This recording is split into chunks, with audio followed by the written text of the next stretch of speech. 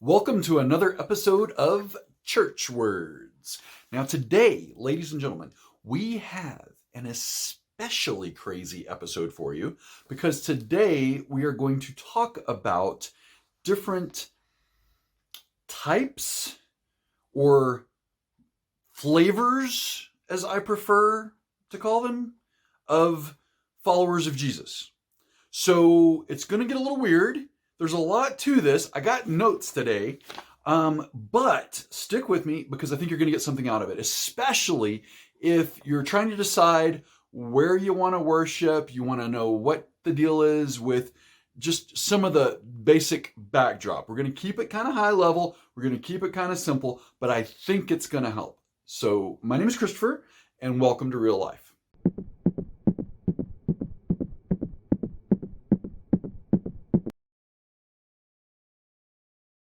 And welcome back. So here we go.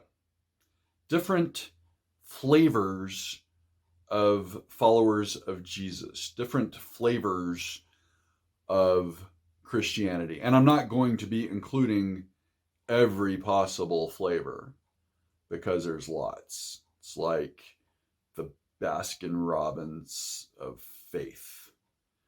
More than 31 flavors, though. Is that how many they have? I don't remember. Anyway, the first word for today, evangelical or evangelicalism. The definition is a worldwide transdenominational movement, transdenominational movement within the Protestant church or within Protestant Christianity, which maintains the belief that the essence of the gospel consists of the doctrine of salvation by grace through faith in Jesus Christ. Now, wait a minute. What exactly did I just say? First of all, I thought that was the definition of Christianity or Christian. And what exactly does transabominational mean? Definitely an SAT word that I never studied. What's a Protestant? Okay, well, I do define doctrine in another one of my videos. So we've at least got that start. All right, so let's back up. First of all, Christian literally means little Christ. Now, way back in the day, early church, during the big Christian persecutions of the time, people came up with that term, little Christ, Christian, actually as an insult. And the Christians themselves liked it, took it as a compliment, and so it stuck. But for a simple definition of Christian, we'll just go with this: follower of Christ. Okay? So there's that. That one wasn't so hard. A denomination. Okay, so we had the transdenominational, which would imply that it goes across denominations. A denomination, here's the definition of that. And I mean, it's not like talking about, paper money, ones, fives, tens, 20s. Okay, this is specifically in the Christian realm, is a denomination, an autonomous branch of the Christian church, or a sect is a word that I like to use, but most Christians don't like that word. Just heads up. A sect, autonomous sect, or branch of the Christian church. So think you got your Baptists, you got your Methodists, you got your Episcopalians, your Anglicans, your Lutherans, Presbyterians, so on and so forth. And some of those guys have their own little sub-sects or different branches that are also at least somewhat autonomous. They may report up through something, hierarchy, whatever. So that's a denomination. Okay. Autonomous branch of the Christian church. I understand it's a lot. The important thing really to note here is that they all believe in Jesus. Okay? They typically have different styles of worship. They typically interpret scripture through a very different lens. They do things differently, different traditions. That's a big one. Like some of the preachers wear robes, and some of them shorts and flip-flops. I don't think that has anything to do with the denomination necessarily, but it does when it comes to the robes and some of them. The way they do communion, which, by the way, I'm working on a communion video for you. Series, actually. Yeah, it's going to be good. So that's a denomination. They do all follow Jesus. They just do things very differently and tend to think differently about certain things. So it could be really important, when you're trying to decide where you want to go, who you want to hang out with. So you'll need to investigate those further. Okay, so next is Protestant. Protestant. This does not mean to be a history lesson, so I'm going to do this super, super high level. So don't beat me up. Super high level. Okay, so way back in the day, Jesus ascends to heaven. The first organized church body exists, and it's referred to in the Bible as the Way. Okay, Roman occupation. Romans ruled the world pretty much at that time, or at least thought they did. And so next up, after a period of time, comes the Roman Catholic Church. Okay, that was they were big. Okay, after quite a while, maybe not so long, just understand people in charge, people are imperfect, things got wonky, people got sick of some stuff that was going on, so they protested. Thus the word Protestant, and split off and formed their own stuff, their own churches, own groups, or whatever. See, did I miss anything on that one? Yeah. So anyway, so that's what led to the massive amounts of Christian sects or sects or denominations, however you want to look at it. Okay. So you got Catholics, you got Protestants, and I'm not sure if there's stuff under Catholics subgroups or anything, but under Protestants, that's where you get the denominations, the Baptists, the Methodists, so on and so forth. Okay. All right. So back to our definition of evangelical. Salvation by grace through faith in Jesus. Super important, super important, because there really is only one other option. Technically speaking, you can be saved by the law. So what is the law? I am the law. What is the law? That's for another video. Okay, but think Old Testament rules, regulations, Old Covenant. We're under New Covenant with Jesus. Okay, so that'll get you by for now. And you can absolutely try to be saved through works of the law. Good luck with that. I'm just saying, good luck with that. Here's James 2:10 says this: "For whoever shall keep the whole law, yet stumble in one point, he is guilty of all." Okay? So, is it possible? I don't think it is. I mean, that's definitely not going to go well for me. So I am all about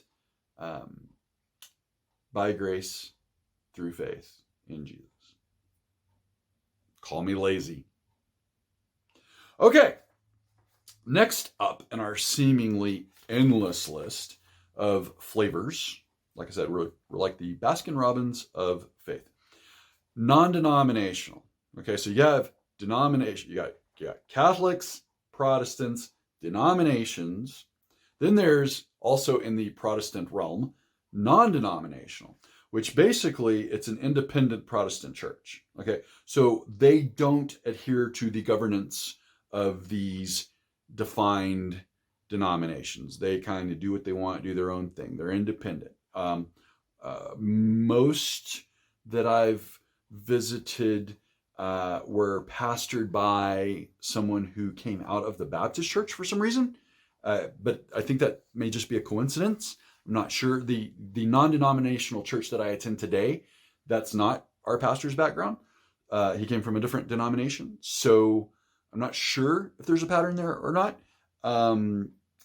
Or if that kind of gives you the point of bringing that up is, I don't know if that kind of gives you sort of an idea of how they might lean. Like if you study the Baptist denomination a little bit, if that helps you kind of get a feel for what maybe to expect walking in the door. I don't think that has any application in whatsoever in my church that I go to now. So, I don't know. But independent. And then far less common is the intra-denominational church. And so this one is basically a non-denominational church that adopts traditions from from the denominations. They try to incorporate like some traditions from the Baptists, and then they try to incorporate some maybe from the Methodists, and maybe from these guys and those guys, or whatever. I actually used to work for one of these, and basically a great church, great people, absolutely loved it. But what I discovered was that this was really about how many people you could offend in one Sunday. I mean, that's not what we're trying to be about, but that's just what it felt like. It was like there was always, and you can't make everybody happy anyway, right? You can't make most people happy most days, but it was this nonstop barrage of, well, that was too Baptist, what you said, from, the stage, or that sounded incredibly Catholic. You're preaching Catholicism in here. And I guess I don't know, interdenominational, maybe that does exclude Catholicism, but I was the one that was accused of that. And actually the statement that I made came from a charismatic teacher that was totally not Catholic. I mean, he actually, I think, started in the Baptist church, but anyway, it was just a lot of complaining, a lot of whining, and nobody with any solutions. Which reminds me, you should probably check out my video on whining. It's one of my soapbox episodes. Anyway, it was hard. It was really hard. We were really trying to make people from different backgrounds feel at least somewhat comfortable and be able to come together. And it was just very, very difficult. And now to my personal favorite, which I just mentioned, charismatic. The charismatic church, the charismatic movement is really what it's called, because you can see this in any Protestant church. It is actually, this movement has been in also the Catholic Church at one point in time, back in about the mid 80s, I believe, that was going on there. I think it kind of got shut down, but it can be a standalone church. You may experience some of this in Pentecostal churches. That's where it's very common. So it is a movement within some Christian churches that emphasizes gifts believed to be conferred by the Holy Spirit, such as speaking in tongues and healing of the sick. Some people think that charismatic types are nut jobs, and that's mostly because that's how some of them act. You don't have to be weird to be charismatic, but a lot of charismatics, for whatever reason, almost seem to go out of their way to be weird. But if you're not familiar with the gifts of the Spirit and what that means, you can do a little research on that. It's in the Bible. It's not actually weird at all. And hopefully, if you walk into a church and they're praying in tongues, if you walk in and they're praying in what sounds like a foreign language that you don't understand or recognize what it is, like, me, if I walked into a church and they were speaking Spanish or French or probably German, maybe even Russian, I recognize that's what those were. But this is probably not going to sound like anything you're familiar with. Main thing is, don't freak out If you're not used to it, do a little study before you engage in that sort of stuff. Talk to somebody or whatever. It's okay. It's in the Bible. It's okay. That's the important thing. All right. So now that we're coming to the end of this video, I am keeping this one relatively short for you because I know it was a lot, and I left out a lot. There's a lot. I mean, I could get into like what the Baptists do differently than the Methodists, than the Anglicans, than the whatevers, right? And there's even more. I mean, we could get into, and maybe I'll do a separate church words on Calvinism versus Arminianism, I think. Is it ism? Calvinist, Arminian. If you don't know what that is, you know what? Now I've got to make a video. Look what I just did to myself. Anyway, but now that we're coming to the end of the video, you've got just a kind of an overview, kind of a general idea of some of these different flavors. So hopefully, the point of this video is that hopefully it will help you kind of get a feel for, okay, where do I start my research when I'm trying to pick a church, right? It's like, okay, so, I mean, there's a lot of Baptist churches. I see a lot of Baptist churches. Let's dig into them just a little bit more before I step in the door. Or, well, what is that big difference between Catholics and Protestants and stuff like that? So it hopefully will give you a starting point for investigating where you want to worship. Again, the main thing is keep an open mind, and most importantly is worship Jesus. It's all about Jesus. If they're not preaching Jesus, you're in the wrong spot. This is Christopher Holder with Real Life Ministry. Have a great day.